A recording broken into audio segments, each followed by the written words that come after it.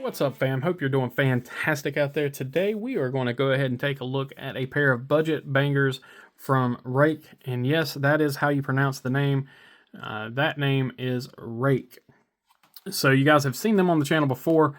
This is a couple more of their kind of best sellers, I guess you can say.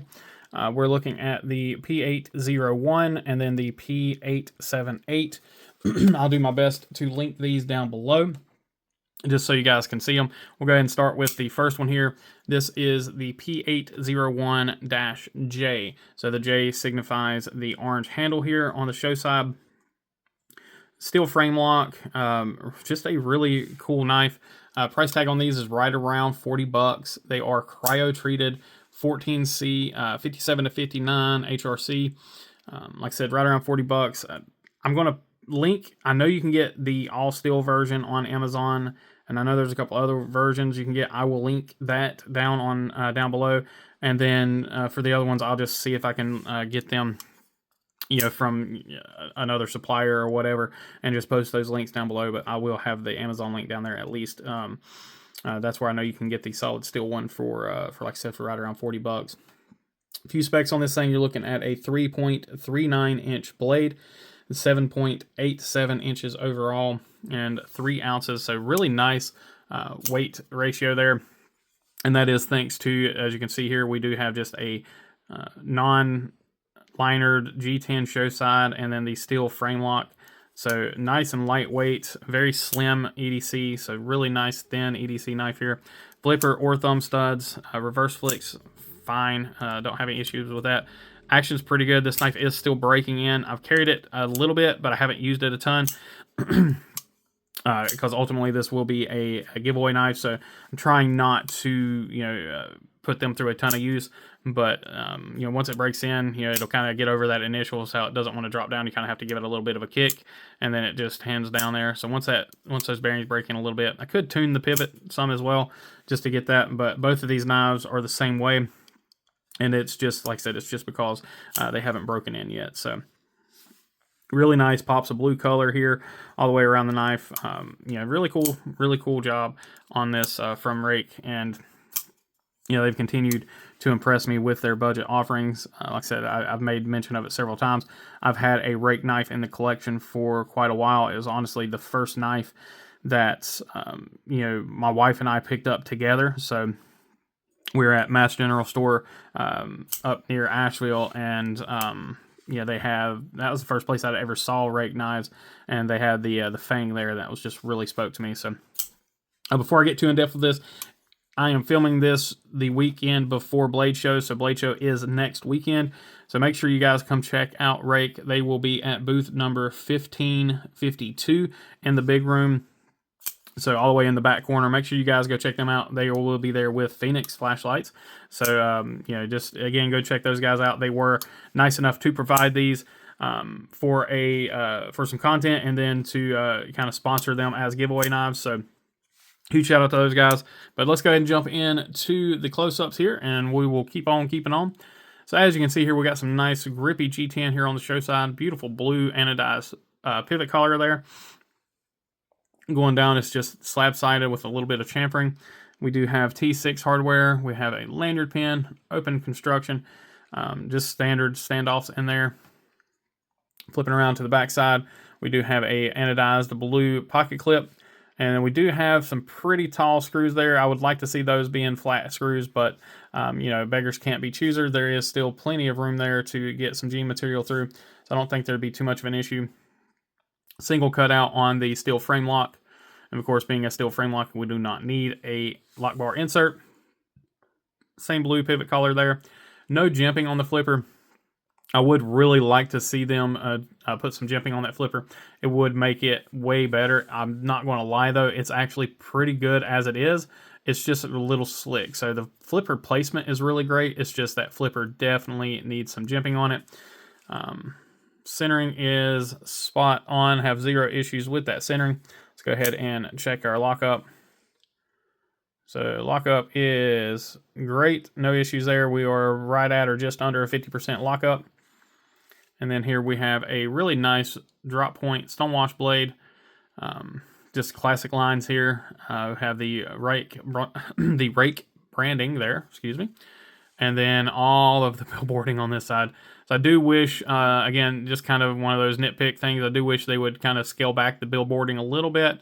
But I mean, that's, there's a lot of companies that are doing that, so it's not the end of the world. It's just something I wish that that companies would take note on. That not really something we really care for. Plunge grind isn't terrible. There is a sharpening choil there, but the plunge grind pretty much goes through the whole sharpening choil.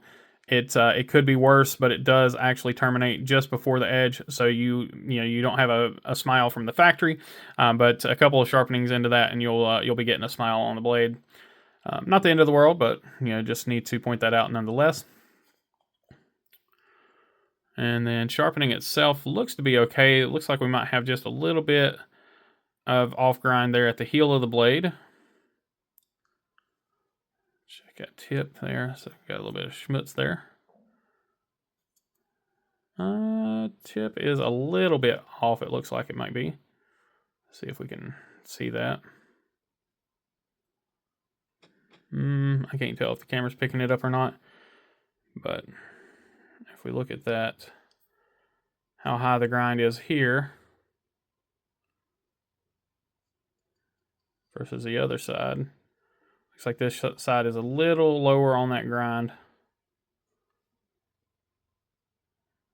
Yeah, we're not going to really be able to see it, but it's not bad. It's definitely there, but it's not terrible. So no real issues, honestly. Initial sharpness has been fantastic. I mean, I've handled several of these knives and I've not had any issues with out of the box sharpness. They've been consistent. Like I said, I've handled several of the knives from this company. And I've heard other folks, again, handling several knives from this company. So haven't heard any real issues out of it. Like I said, action is really good. Weight is good. This is going to be a nice, slim, easygoing EDC. Got decent jimping here on the back of the knife that locks the thumb in. It's actually functional. The G10 is nice and grippy. I thought I would hate having the steel show side, or excuse me, the steel clip side. But frame lock hasn't seemed to bother me at all.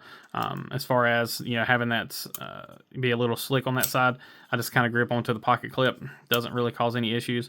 Or using the flipper seems to work really well. No real issues again whatsoever. It's a pretty stinking good knife. Ergonomically, it feels good in the hand. It is a thinner knife, so if you do not like thin knives, probably not for you. But it's got plenty of grip. The finger choil is nice. Flipper kind of acts, kind of creates a hand stop there. Like I said, the jimping on the back of the knife is good. It's a little short. I would like it to be a little bit longer, but where it stops is fine. It's and the fact that it's extremely functional jimping is really good. We'll check hardware and do size comparisons and everything on the on both knives together. Lock bar access is phenomenal. No issues there. The lock bar strength is good. D10 is good. Reverse flick can be hit or miss sometimes. And that's just probably just for me because I'm not the best at thumb stud reverse flicking. But it seems to work 99% of the time. Like I said, the thumb stud action is really good. Thumb studs are good, nice and grippy, without being too harsh. Yeah, so a really good design on the thumb studs. Like I said, I just wish the flipper had some jimping. That's my only real critique of this knife, honestly, is if the if the flipper had some jimping on it, or if it was just flipperless, period. Like if it didn't have the flipper, I wouldn't be mad at it either, because the thumb studs are just that good that, this would be one that I would potentially do a flipper delete on and really not miss that flipper at all. So, maybe cut some jimping into that flipper. So, let's go ahead and move on to the next one here. So again, this is the P878, and this is the AG. So aluminum handles and green, of course. Let me go ahead and get some of this schmutz off the blade here, because this is a satin blade, so it's going to show a lot more of the oils and whatnot on it. So a really cool knife, a very interesting design. Now I did have to double check some specs on this thing, because what I saw online didn't quite match up. So we'll talk about that here in just a second. But some specs on it. So you're looking at a 3.4 inch blade length. It does show a 3.2 inch cutting edge. So you've got just a little bit of a choil there. 7.9 inches overall. So right at the same length and everything as the previous knife. Now, it said online 1.6 ounces. This is a very lightweight knife, but it didn't quite feel that light. So I popped it on my scale, which can be off by, 0.1 ounces here or there. But it's showing me a 2.3 ounce weight. So still a very lightweight knife, just not quite 1.6 ounces. I thought that was a little extreme. I thought that was a little light for this knife. So just be aware that if you see those specs online, you don't always take that for what it's worth, because sometimes those can be misinterpreted or typos or whatever. So price check on these things, you're looking at right around $60. Again, 14C. This cryo 14C, and this is aluminum. So you're going to be looking at a little more cost there, just because of the material there in the handle. And then you've got steel liners, of course, but aluminum is always going to be a little more expensive than G10 steel frame lock. This does have T8 hardware all the way around, because you are dealing with a 2-screw system here. So really interesting. We'll show that here in just a moment. Let's go ahead and jump right on in to this knife. So very, very interesting design here, milled into this aluminum. So you have almost like I want to call it like a satin, but it's not really satin, but you can see the belt lines or the grind lines here in the aluminum that's left on the high parts, which looks really cool. And then you have the milled out sections that are, perfectly smooth. Now this section here, you can feel that texture. It's not aggressive by any means, but you can feel it. It does almost feel like a really good belt satin does on a blade, where you can just kind of feel those grind lines. And there again, you can see that 2-screw construction. Now flipping it over here, you can see you do have a lanyard pin, and then you see what would look like to be a reversible pocket clip. However, and this is in my opinion, a big miss on their part. So, Ruike, I hope you guys are hearing this, but I would definitely love to see this be implemented as a reversible clip. I think it's a very easy thing to change, and I think that would help with the sales on this knife tremendously, and especially the value of it. But you can see how the pocket clip does slot in here. But then if you look on the other side, let's see if we can. There we go. So you can have the slot here, but on this side there is no opening or no slot for that pocket clip to ride into. So initially I did think it was a reversible clip. Then I learned very quickly that it is not. Now, speaking of the pocket clip, it is a great clip. Nice, strong retention. Very good profile on the clip. Nice and slim. Very low profile, but good retention. I really like the pocket clip. And I like the pocket clip design as well. So unlike the previous knife, this one does have jimping here on the flipper. However, it's kind of unusual because the flipper is actually the lock interface. So you guys can see that there. So that is the lock bar interface. But we do have jimping here, so you can, you do feel that jimping. It does seem to help in a little bit. But what I find myself doing, and when I'm using this knife, is just coming over top like this and doing it almost like a light switch or a lighter switch or whatever, and just flipping the knife that way. We'll go ahead and take a look at the lockup before we flip the knife out here. Lockup is perfect, and then like I said, so I always just find myself right here on the top of the knife and then just pulling straight back, and that gets me a 100% reliable opening there. And there you can see that jimping there on the bottom side, and then again we are about a 50% lockup. Now taking a look at this blade, this is a really nice again drop point blade. The knife itself kind of gives me and I know I'm probably going to mispronounce this word, like the Higonakami knife vibe, and the simplicity of the handle. But then you have a just a standard drop point blade and no front flipper. You have a rear flipper, so it's definitely not the same, but it just kind of gives me those vibes a little bit. So again, same branding. You got the Ruike branding there. Reverse side, you have all of the model information and everything. Again, billboarding is definitely all over these knives. Plunge grind is actually pretty good here. So your plunge grind actually stops about right there, give or take a little spot. So you do have some sharpening there, or sharpening room there. The sharpening itself, again, is very sharp. The grind itself is pretty good. We do have a little bit of an off grind here on the heel. Once again, not terrible. But again, it's a budget knife. I'm not really going to nitpick it too much, but just pointing out what we see. I like to say nothing hides from the zoom in, because you can see everything pretty much.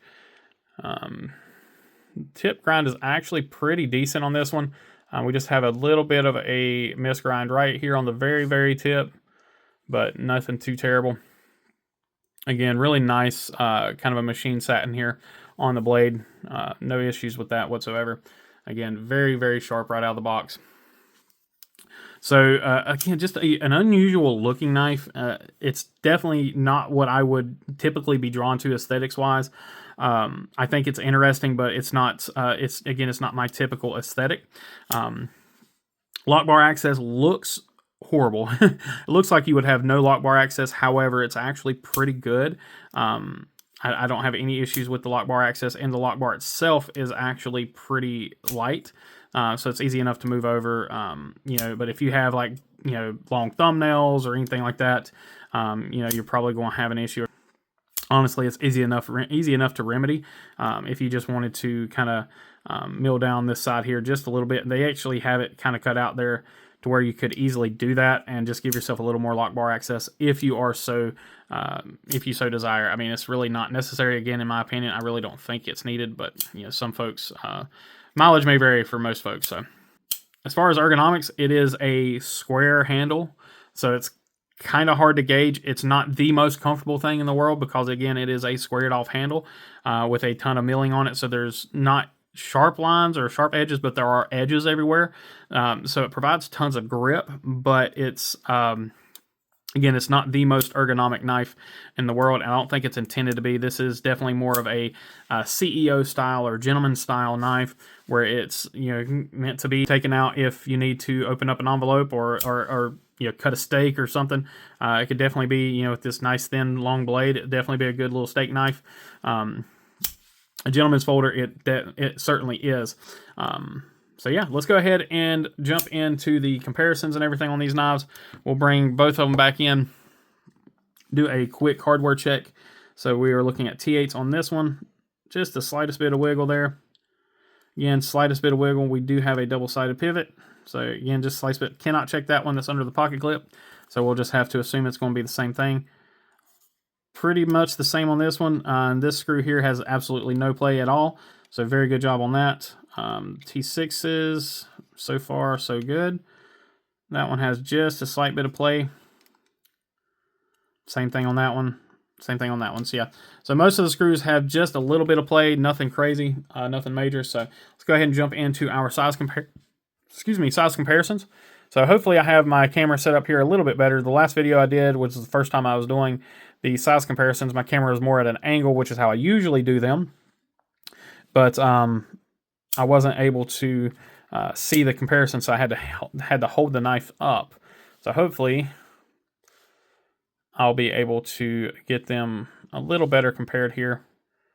Try to get these lined up here. So we'll go ahead and start just like we did last time. We'll start with the CJRB Pyrite. So this is the Pyrite Alt with the Warncliffe blade. However, the size, the length, and everything is the same. So you see definitely shorter than both knives here. Really, I mean, they're pretty close, but definitely shorter. And then we are looking at a, take a look at the thickness here. So again, thinner than the Pyrite, which is saying quite a bit. And then we'll go ahead and grab the 878. And these are about the same thickness. So pretty close on those two. So that should give you an idea. We're not going to do thickness comparisons on all of the knives because that will take forever. And we're already looking at a 20+ minute video. All right, Militol, full-size Militol.